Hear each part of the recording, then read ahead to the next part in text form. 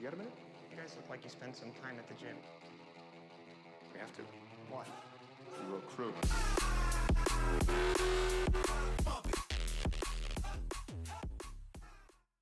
Hey, what's up, guys? Welcome back to Gus's Room. We are still in the tropical island of Aruba right now. Things are pretty nice here. Their pizza is fucking terrible. God awful. Actually, the worst fucking pizza. Pizza in Aruba is, it's like someone was describing what pizza was to them. They said it's like a bread and there's a tomato sauce on there, and then toppings just fucking whatever you think, whatever you see around you. So that's what they did. And then also make sure that you take it out of the oven way before it's done. So we didn't really eat pizza. We chewed on pizza. Got a good jaw workout in. So, hey, fucking hell yeah, I'll take that any day of the week. So pizza here, fucking abysmal. But it's an island nation. Holland is the reason, Holland is colonizing this. This is a Holland's island, like the country of Holland. Which is kind of weird. And, well, there's a lot of like, I don't know, that kind of whiter European group here. So you'll have a bartender that's like asking you if you're from Holland, and you're like, dude, no, I'm from fucking East Coast of USA, brother. So, but what was interesting, completely makes sense now. I was looking around, I was like, damn, we were sitting by the pool. I was like, there's a lot of Japs here. Jewish American princesses, if you don't know, not people from Japan, which would be, I think, an insensitive thing to call them. Whatever. But a lot of Japs here. And I was looking around. I was like, for the past week, I've been like, damn, like, there is nobody here that looks like me. There's not a single fucking blonde kid in a mile. So that was interesting, but it makes sense because it's all like, this is Christmas time, whatever. We traveling during Christmas, but then, so we were playing bingo the other day, which, you know, I'm giving up my bingo time right now to film this. And this is kind of funny. So we're playing bingo, and then the guy who's running the whole bingo operation, he's like, "Who's ready to make some money?" The whole crowd, woohoo! Like everyone's, well, yeah. Because everyone you buy in, each board is $5 or whatever. So the winner would get like $300-$400, which is fucking sweet. So he's like, who wants to make some money? Everyone's like, woohoo, yeah, me. And then he's like, who's ready for some Christmas? Who's excited for Christmas? Dead silent. Which is funny on multiple layers of, well, we don't have to go into that. Yeah, so there's a lot. But then, dude, right after Christmas, dude, I think the Jewish people just went home. I don't know. We'll fucking bounce out of here. But it's beautiful. It is very nice. It's constantly windy. They got a nice gym here, so I don't really care what's going on. The other day I was at the gym, and, you know, walking into a hotel gym after being at a varsity gym out of college for 5 years, it's a different mindset. You got to realize not everyone there is, you know, like there mentally. You know, they're all kind of like, all right, I'm going to go to the treadmill. I'm going to run the tread. I'm going to do some little tread work for about 30 minutes, and then I'm going to go hang out with my ugly wife down by the beach. You know, so their mindsets are a little different than mine, which is just like, let's get a fucking pump, dude. And my parents, I think my whole family's getting annoyed. We'll be eating breakfast. I'll wake up at 8 o'clock. 8:30, we're eating breakfast. And then about 45 minutes, I'm like, all right, guys, I got to head out. I got to go to get a dirty pump. So the mindset walking in that gym for everyone is a little different. So it's tough for me sometimes I got to tone it down. You know, I get a little bit into it. So I was pumped the other day where I saw these probably freshmen in high school, Jewish boys. They all had they all had tattoos of Star of David. Fucking wild, dude. That's craziness. All right, we'll pause on the gym story for a second. Let's just talk about this. I've seen easily 100, 200 boys, dude. I'm talking not men. I'm talking straight preteen, puberty in it kind of boys. And they're walking around, they got these big ass tattoos, Star of David, on their bicep. Fucking hell yeah, dude. It's fucking sweet, dude. Your parents are letting you get tattoos? Fucking hell yeah, man. All right, so my boys, my little Jewish boys, they're at the gym, and they're getting after it. And I'm happy to see that. At first, I was a little like, oh, fuck. Like, all right, they're taking up all the weights and whatever. They're not re-racking them, all this stuff. And I thought to myself, no, this is fucking sweet. There's like 5 of them. They're all calling each other pussies for not lifting more than the other one. It's like, holy shit. This is what I've been waiting for, dude. This is awesome. So I get in there, and I'm kind of watching from a distance. I know, you kind of have to circle around the outside before just jumping into the tiger pit. So I give them a second. And you know what? I'm not having a great workout. I'm using a lot of the machines, which I'm not a huge fan of. I like free weights. I kind of like the ability I can kind of make up my own movements. And I'm not just restricted. I don't really like the whole plugging, like you pull out the pin and moving it down. Ugh, it's just fucking, it's not right, dude. It just feels like kind of gimmicky. I fucking hate it. So I'm watching these boys, and I'm not having a great workout. It's hard for me I'm not like getting into it. Like the motivation's not there.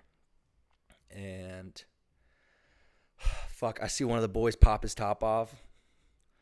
Woo! Fucking hell yeah, dude. That got me pumped up. I saw him pop the top off, and then his other boys were like, oh, fuck, we're doing this?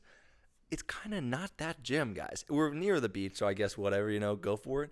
They're all wearing, like, easy slides, tops off, and they're just fucking benching the bar. They're benching the bar on the Smith machine, which is, like, I don't even think that's weight. I think that's just the air resistance. Maybe that's just gravity of, like, 10 pounds, dude. But hell yeah, they were getting after it. One of them actually threw on 25s on each side. Started maxing out on that. I was like, this is where I fucking belong. So I do what anyone would do in that scenario. I say, fuck yeah. Walk over there. I fucking rip my shirt off. And then I just start curling the 50 pounds.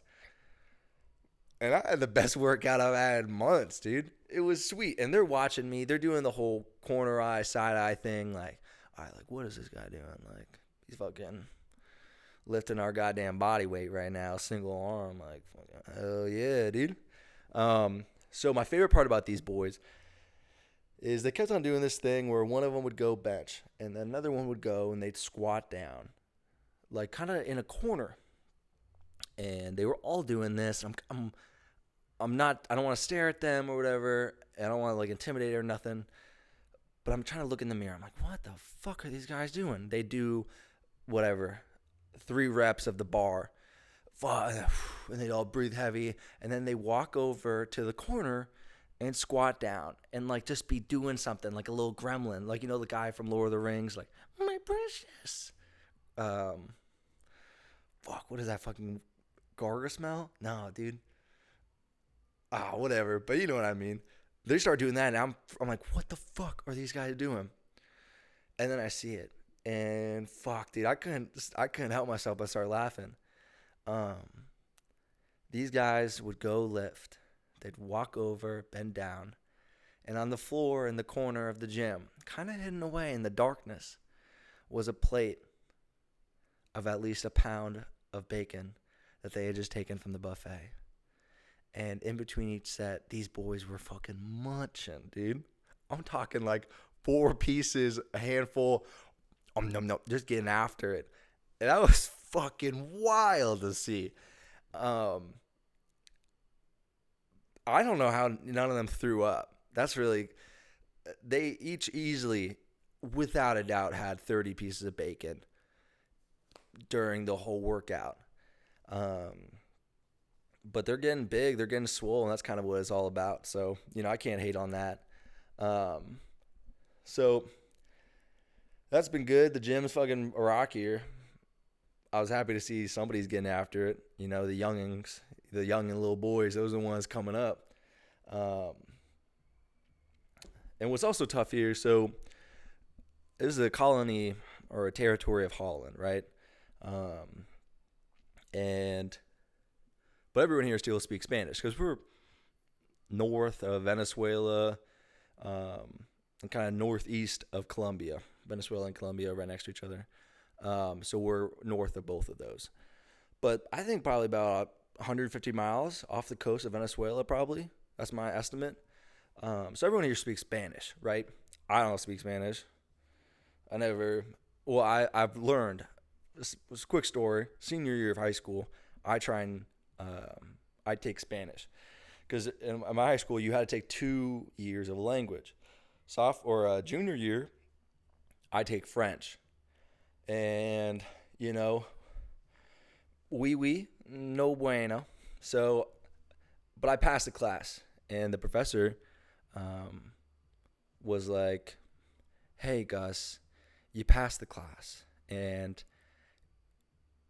I have to, because it's my job, recommend you for French 2. But Gus, I'm telling you, do not take French 2. You will not pass it. She's like, I passed you because I like you. Do not take French 2. You will fail. Fuck, man. I've never had a damn teacher pull me aside like that. That was sweet. So I appreciated that 100%. A very nice woman. Really helped me out. So I was grateful she did that for me. So then I had to take Spanish. Senior year of high school, I'm taking Spanish 1, all freshman class. The kids in the class, they know what's up when I first walk in. I'm the only one that's gone through puberty, right? Has had any alcohol, you know, has kissed a girl. So all these guys, they know, like, there's a hierarchy. But it's not the way you think. You know, like, they were like, this guy is a fucking retard. That's why he's in our Spanish 1 class. So I sit in the front of the class. That's kind of my whole thing. Academic weapon. My mom told me I have to sit in the front of the classes, so whatever. I sit in the front of the class. I'm the tallest one there by at least two damn feet. And, first day of class, one of the kids leans over and, I just got into class. I've been sitting down for 30 seconds. One of these freshman boys, who's 14 at this time, leans over and says, hey, dude, you look like the default skin from Fortnite. Fuck. You know, fucking terrible that was here. My ego was already low. You know, I got to take this class. I don't know anybody in it. These are all very young children. And this kid told me I look like the blonde default Fortnite guy. And then he taps his friend behind him and says, yo, doesn't he look like the blonde guy from Fortnite, the default skin? And then that guy pulls up a photo to show everyone else around him. Says, hey, look at this guy, looks like him. And then the teacher started talking. So it's not like I could defend myself. I didn't even have anything to defend myself. Honestly, I kind of agreed.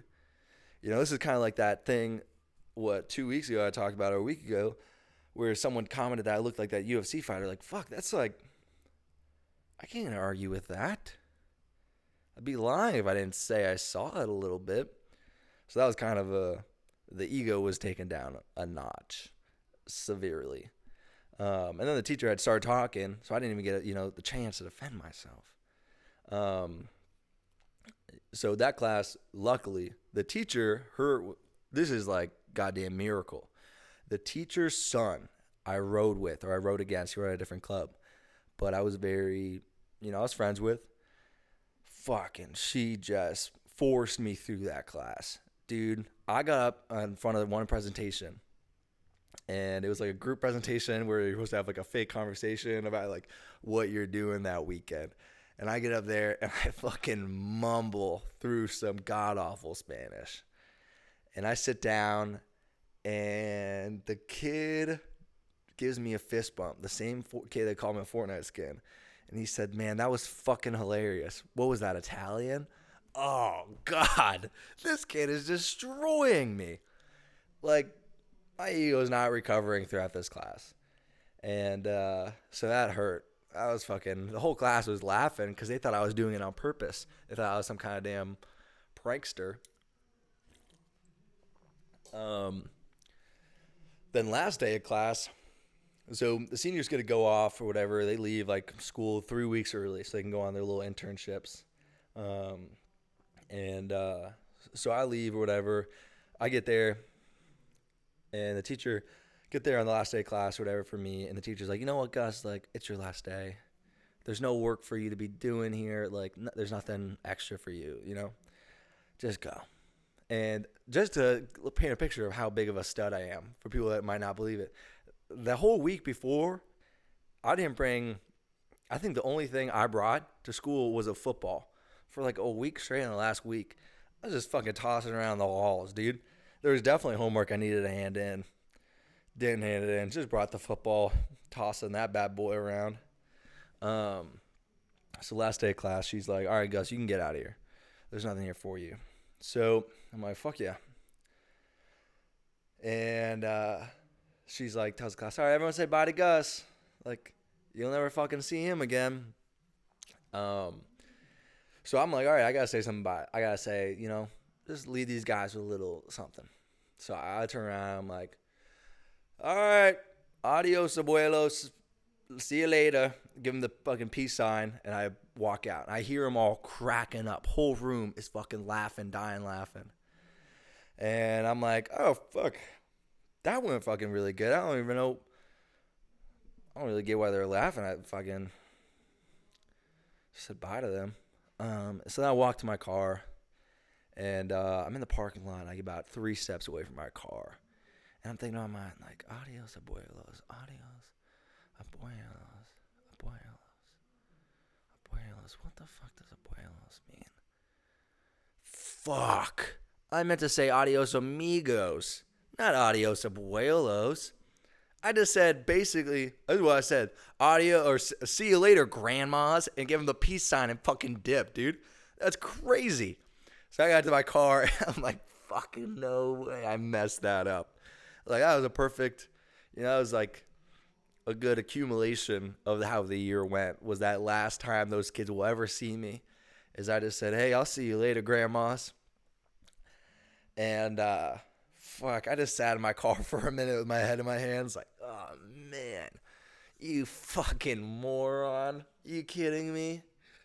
They fucking loved it. So, honestly, they all thought I was probably serious. So, I guess fucking hell yeah, dude. I'll take it. I'll take a joke. I'll take credit for that one. So, yeah, my Spanish here is no bueno. But I do love throwing out the buenos. As you may know from if you listen to some of the podcasts, I always love mucho bueno, no bueno, live más. You know, that's kind of my lifestyle. It's like, you know, I'm straight bueno. I'm a bueno lover. You know, maybe I love too bueno. You know, that's the issue I have is I'm too bueno of a lover. And I need to live más. Fucking, I don't know. Well, I've been trying to rip my Spanish to the people who work here, who are from the island, who speak Spanish. Just because I'll never fucking see them again. Who gives a shit? So I'll go up to one of them, Buenos Day we're having, isn't it? Dude, they're fucking loving it. And I'll go up to the bar, be like, bueno? One more bueno. One more, good? Whatever. They love it. What else is going on over here? Oh, dude. So we've been learning about space. And by we mean me. I've been reading this one book. It's called, fucking something good. Astrophysics for People in a Hurry by Neil deGrasse Tyson. It's fucking really good. That guy he's a fucking good writer. So we'll just go through a couple of fun facts that I've been learning. I've been finding real interesting. So the first one is there's a lot of things in the universe. Well, first of all right. So majority of the matter we have in the universe is we can't see it. Dark matter, whatever, we don't know. Doesn't mean it's negative matter. It's just a matter that we don't know yet. So we call it dark, whatever. So, and what's interesting is one of the ways we found out that dark matter exists. So when they were looking at these planets, fucking light years away, and you can measure the speed of a planet because we have a solar system, so we kind of base everything off of that. And we learned that each planet is moving around the sun at a different speed, and that speed needs to be constant, not perfectly constant, but within a range. And if it goes outside of that range, it goes too high, it will reach escape velocity. And you don't want that. So the Earth can't go too fast around the sun because then it'll shoot out into space. Fuck, we're done. We'll probably just freeze to death because of heat from the sun.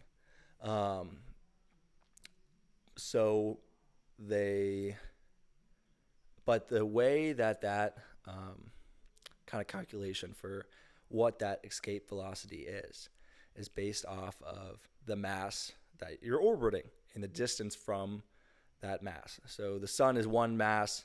So then using the distance from us to the sun, we can kind of calculate first we get the mass of the sun, we know the distance, and then we know kind of like the max speed that our planet should hit. And if it ever goes outside of that, whatever, we're done. So then they go over and they're looking at these other solar systems, and they see these planets, and they're doing kind of what we're doing.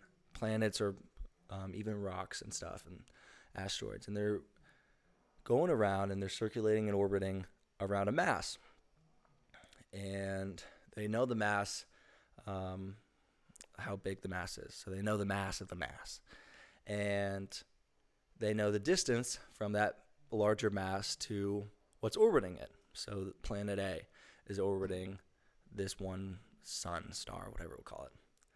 And they look at it and they're like, fuck, this damn planet, it's past escape velocity. It's going so fast around this one mass. It should be fucking out of this goddamn solar system. It'd be shot out of here.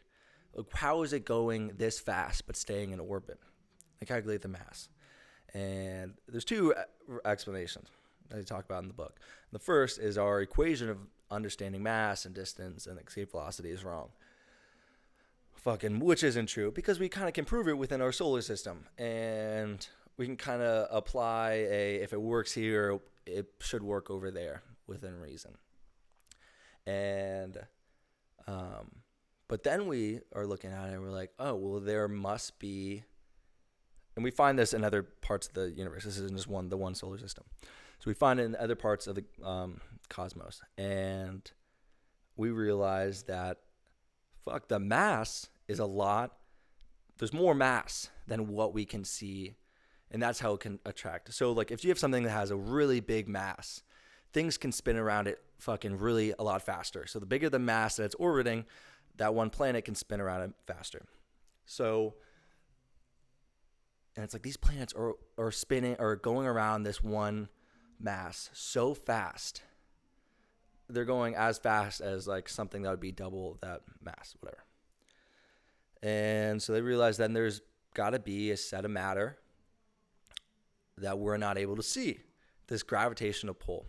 So then that's how they kind of are able to infer that there's this dark matter out there, is that there's a matter that we're not seeing that's attached to this kind of star that everything's orbiting around.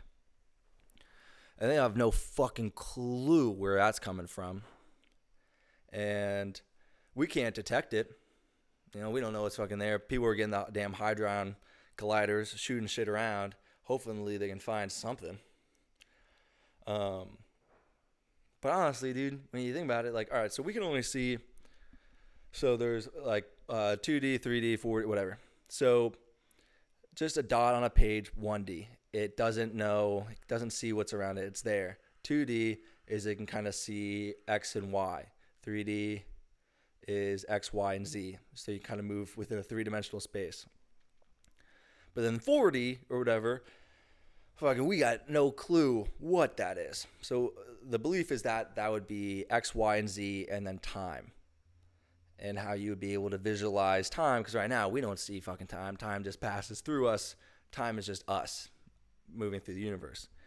So the fourth dimension would be the addition of time into that kind of graph. That's the three-dimensional graph. So they make it four-dimension.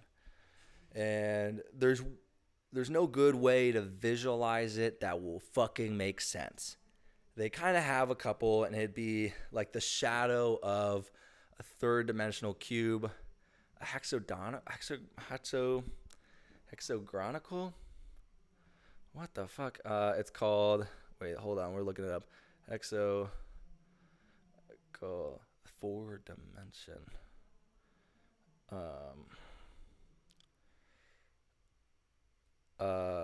Fucking four-dimension visualization. We'll try that. I gotta get someone to do all this search for me. It's just called a hypercube. That's one person calls it. So that's kind of the way we can visualize the fourth dimension. So we kind of have like computer models of how it might look, but we don't know. So that's the thing, is we can't see past the fourth dimension. So it's like, all right, that's probably where all the damn matter's hiding, dude. So it's the same thing if you were on a two-dimensional plane, right? And you can only go, forwards, back, up, down. And voice crack. And so you can't see third dimension. Like in the old Super Mario video games, or like Flappy Bird, the original Flappy Bird. The Flappy Bird can't see that we're there. It can only see in front of it, up, down, right? It only sees the pipes in like a straight line. But if you were in that Flappy Bird world, you'd have no understanding that we are the ones viewing it, because we're viewing it from a plane where, I don't even know if I'm explaining this right. This is probably making no goddamn sense. Whatever. So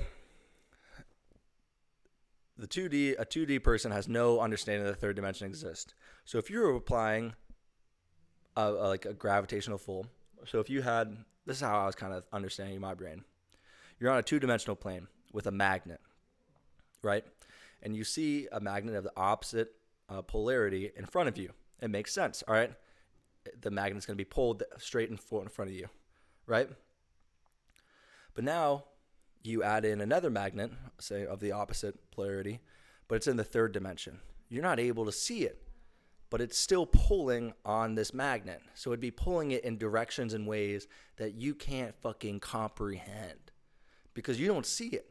There's no other magnet there. You have this one magnet, but you can't see the magnet because it's in the third dimension. It's outside of your perceivable existence, right?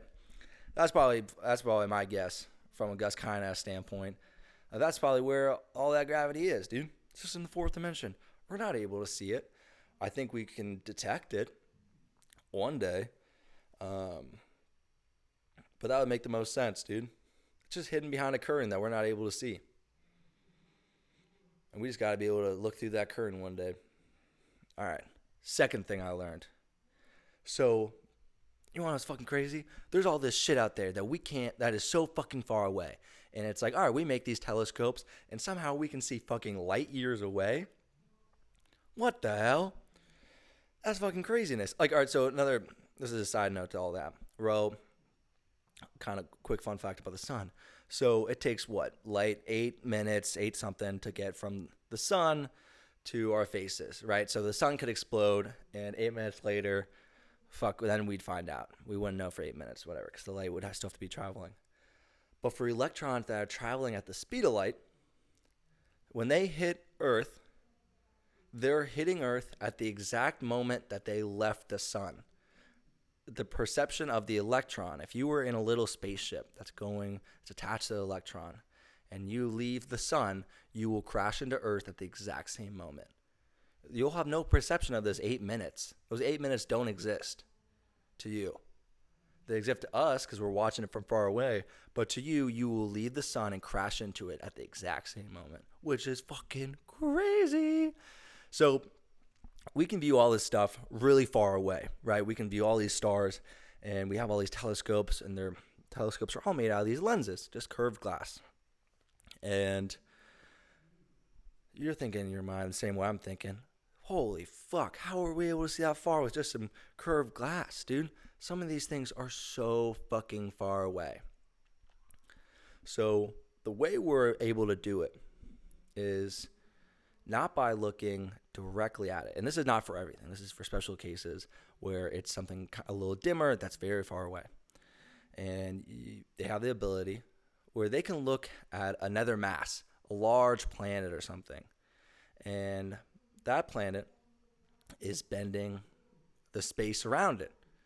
So kind of that same example that's on YouTube. It's like, all right, think about it like if you take it's like a big circle, big hula hoop, and then they stretch elastic across it. So you have this sheet of elastic across the whole thing, and you have clips on the end of each one, so it's really tight.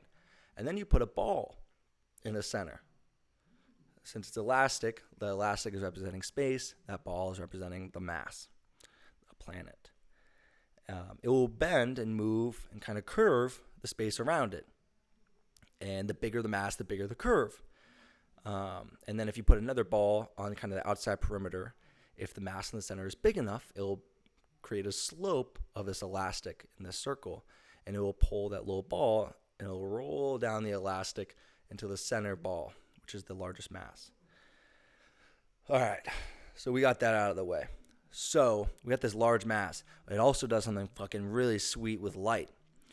Large enough masses, and I think all masses, but perceivable, for it to be very perceivable, we need some fucking big-ass planet. And that's bending all the goddamn space around it, right? And that's also bending the damn light.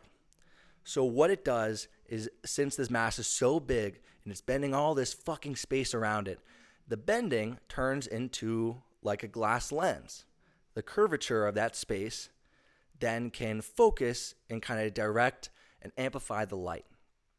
So we take our fucking big ass telescopes that wouldn't be able to see this point fucking bazillion miles away, right? Light years away.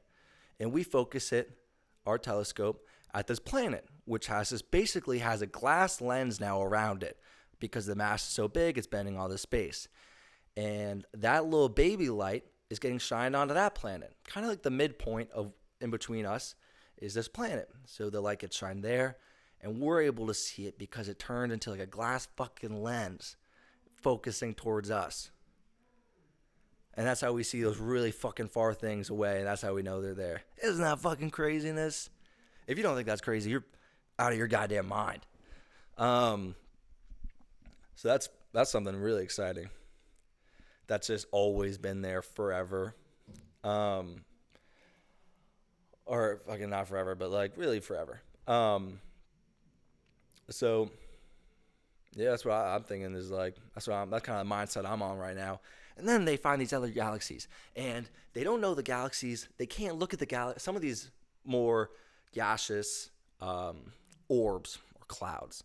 So there's tons of just like, what people don't realize is the space is not, it's empty. There's not a lot of stuff in it, but there is a fucking crazy amount of stuff in it. And it's not all just rocks and planets and all that stuff, but there's also a lot of gases.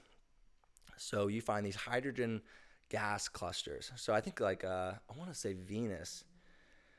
Venus is a gaseous planet. I think I might be wrong. Or it's Uranus, one of those two fuckers.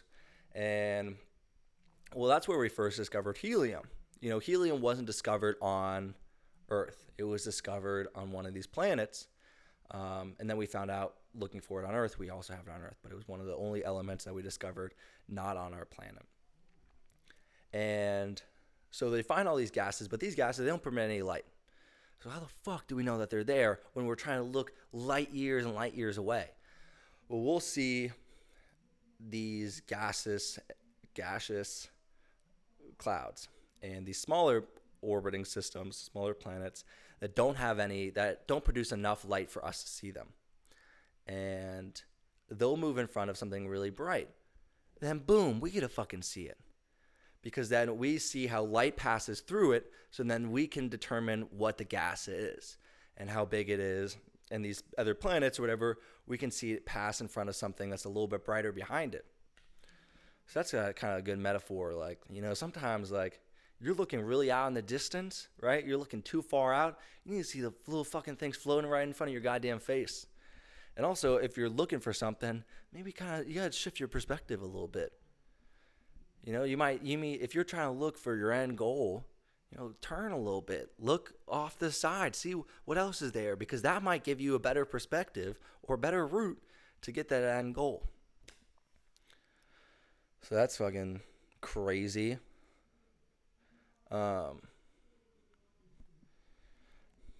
Also, fun fact.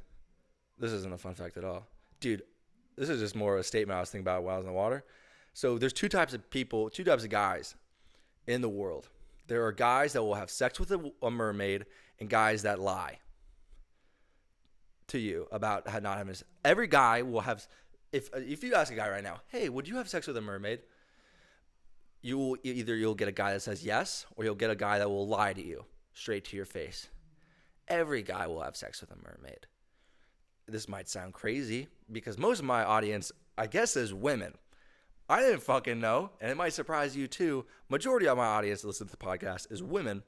Shout out to my men, the minority. Rise up. Dude, if you ask a guy, hey, would you have sex with a mermaid? They're 100% going to say yes. Yeah, 100%. Dude, you're on a ship in the middle of the sea and a mermaid floats up and says, hey, have you seen any of my gold doubloons or my starfish? I just lost them. Can I sit on your boat for a second? Your boat deck is so clean, and this boat is so big. How'd you get it so clean?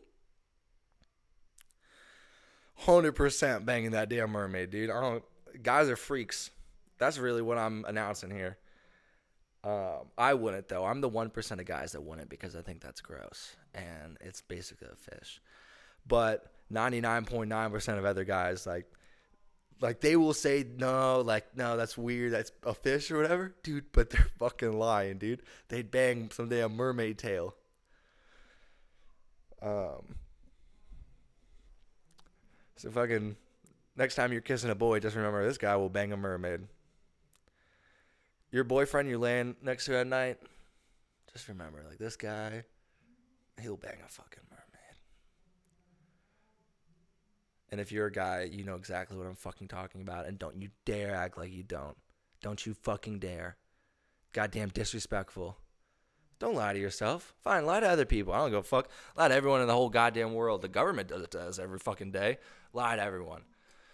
But don't lie to yourself. You're banging mermaid tail 27 days out of the week. 375 days out of the year. Even on a leap year, baby. Come on now. Too easy.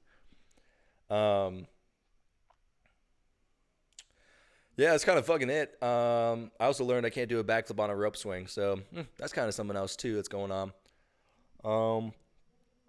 Also very sunburnt. My sisters only have glittery sunscreen.